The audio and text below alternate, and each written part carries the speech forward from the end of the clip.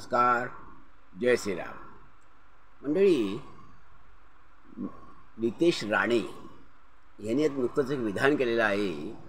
त्यामुळे वेगवेगळ्या चर्चा होताना दिसत आहेत.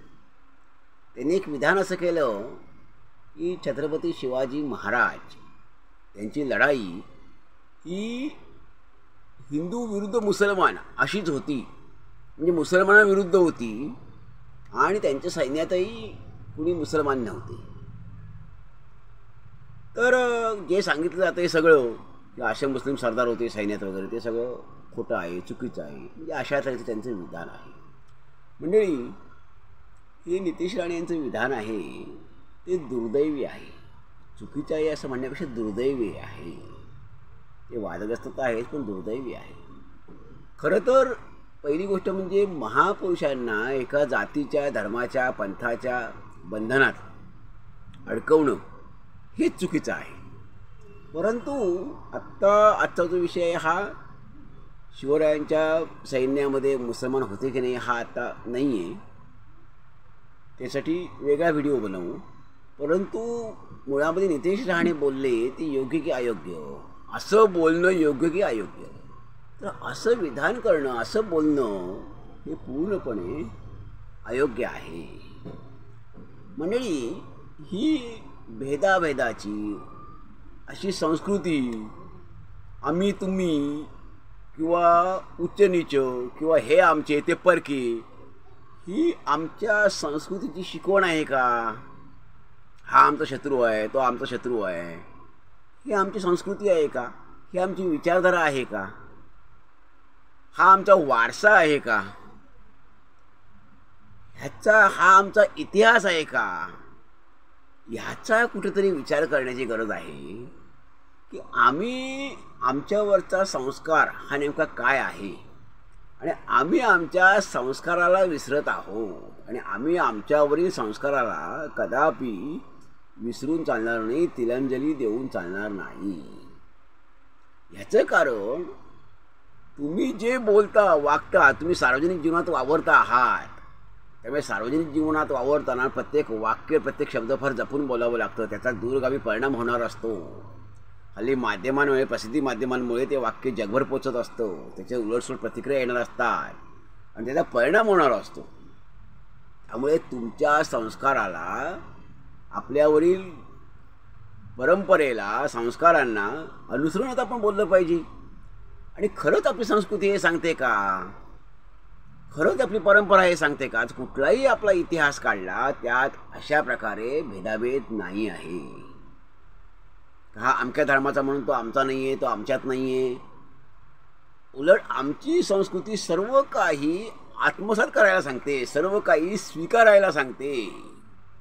अद्वैताची आमची संस्कृती शिकवण आहे. द्वैत भाव, आमची संस्कृती द्वैत भाव सांगत नाही, तर अद्वैत भाव सांगते. ते आम्ही तुम्ही म्हणत नाही. आमची संस्कृती आम्हाला आपण म्हणून म्हणायला शिकवते. हे आपलं आहे, हे माझं आहे नव्हे, तर हे आपलं आहे असं म्हणायला आमची संस्कृती शिकवते.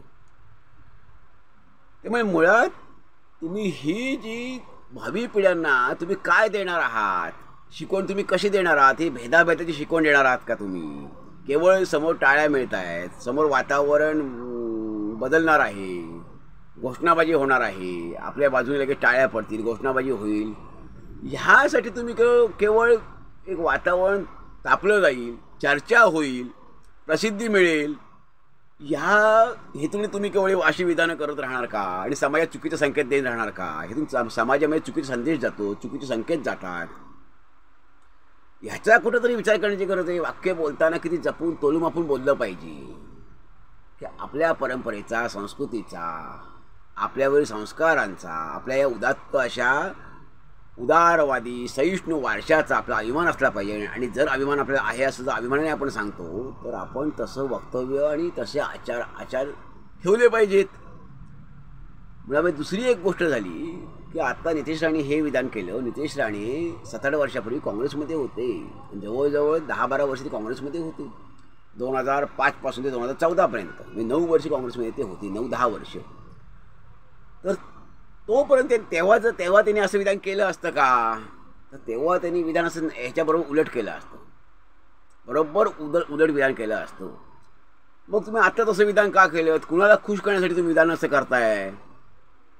मुळात संघाला हे विधान मान्य आहे का? तुम्ही जर संघाला खुश करण्यासाठी असं विधान करत असाल तर संघाला हे विधान मान्य आहे का? तर संघालाही हे विधान मान्य असेल असं वाटत नाही. आता संघ यावर खुलासा करेल हा भाग वेगळा, परंतु तुम्ही तुमची विचारधारा नेमकी काय आहे? मग काँग्रेसमध्ये असताना विचारधारा होती का आणि ती तुम्ही मांडलीत का नाही? मग त्यावेळी तुम्ही विचारधारा मांडायला हवी होती. पण ही माझी तत्व आहेत, ही माझी विचारसरणी आहेत, ह्या मूल्यांवर ह्या तत्वांवर आधारित माझं सार्वजनिक जीवन आहे. तुम्ही त्यावेळेला वेगळी भाषा करत होतात, धर्मनिरपेक्षतेची भाषा करत होतात. नाही आता तुम्ही अशी भाषा कशी करता? आणि आत्ता पुन्हा आपण विचार करू, समजा उद्या भाजप अडचणीत आला, भाजपची सत्ता गेली आणि तुम्ही दुसरा पक्ष निवडला, तर त्या पक्षात गेल्यावर तुम्ही असं विधान करणार आहात का? तर नाही करणार. त्यावेळेला तुमची भाषा आणखीन बदलणार आहे. म्हणजे त्यावेळेला तुमची विचारधारा त्या पक्षाला अनुरूप असणार आहे. म्हणजे तुमचा बेस काय आहे? आपण कुठेही गेलो तरी आपली विचारधारा बदलते, कारण विचारधारा जी आहे ती काही काळ अभ्यास केल्यानेच आपली निर्माण होत असते. त्यासाठी अभ्यास लागतो, चिंतन लागतं, साधना लागते आणि ती वर्षानुवर्ष चालणारी असते. वर्षानुवर्ष अभ्यासनी साधना चालत असते. त्यानंतरच माणूस ती विचारधारा, ते तत्वज्ञान, ते तत्व आत्मसात करत असतो आणि मग त्याच्या ते रक्तात भिनलं जातं. त्याविषयी त्याच्या मनात आदरभाव होत असतो, त्याला आदरभाव वाटत असतो. त्यामुळे मग जर वेगळ्या पक्षात तुम्ही गेला तर तुमची विचारधारा वेगळी असणार आहे, तुम्ही लगेच बदलणार आहात. मग तुमचा बेस काय? तुमची विचारधारा नेमकी काय? की बदलणारी विचारधारा असणार आहे का? मनात आलं म्हणून त्या पक्षात गेलो आणि मनात आलं म्हणून ती विचारधारा नंतर बदलली, त्या पक्षानुरूप झाली, असं करून कसं चालेल? त्यामुळे हे जे तुम्ही वक्तव्य केलं ते दुर्दैवी आहेत. परंतु 7-8 वर्षापूर्वी तुम्ही काँग्रेसमध्ये होता तेव्हा तुम्ही असं विधान केलं असतं का? तर नसतं केलं. आणि अजून 5-7 वर्षानंतर समजा योगायोगाने दुसऱ्या पक्षात गेला तर असं विधान तुम्ही कराल का? ह्याचाही कुठेतरी विचार करायला हवा. बाकी तुम्ही तरुण आहात, तडफदार आहात, धडाडीचे आहात, परंतु हे सगळी वक्तव्य करत असताना समाजावर दूरगामी परिणाम होत असतो. ह्याचा कुठेतरी विचार हा व्हायला हवा आणि ही जी आमची जातीय भावना आहे ही कुठेतरी कमी व्हायला हवी. आम्हाला आमच्या समाजाची, राष्ट्राची, संस्कृतीची प्रगती पाहिजे आहे ना, उन्नतीकडे जाणारा समाज आम्हाला निर्माण करायचा आहे ना. मग तो असा होईल का? अशा विधानांनी उन्नतीकडे जाणारा समाज निर्माण होईल का? अशा विधानांनी, अशा आचरणांनी, दुही माजवणाऱ्या विधानांनी किंवा अशा आपल्या आचरणांनी उन्नतीकडे जाणारा देश, उन्नतीकडे जाणारा समाज, राष्ट्र निर्माण होऊ शकेल का? तर निश्चित आपल्याला ह्या सगळ्यावर विचार करावा लागणार आहे.